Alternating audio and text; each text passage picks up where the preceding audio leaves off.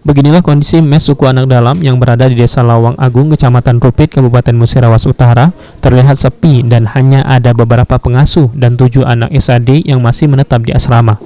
Pengurus SAD sendiri mengaku kembalinya suku anak dalam ke rumah masing-masing dilakukan 1 tahun lalu untuk mengantisipasi penyebaran virus COVID-19 di Kabupaten Muratara.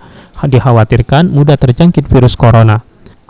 Namun sampai saat ini belum ada solusi dari pemerintah untuk pulangkan anak SAD ke mes untuk mengikuti pelajaran seperti semula. Pertama itu dulu tuh kan ada corona, awal-awal corona itu kan. Nah, ada orang tuanya memang takut kan, sempat pulang. Nah, tapi nggak lama itu balik lagi. Nah, tapi sekitar bulan Desember lah. Pihak pemerintah mengatakan bahwa anggaran makan untuk anak-anak tak ada lagi untuk makan mereka. Gitu. Ahmad Sumanto berharap kepada pemerintah bisa perhatian serius kepada anak SAD karena anak SAD sangat membutuhkan perhatian pemerintah, terutama dalam belajar.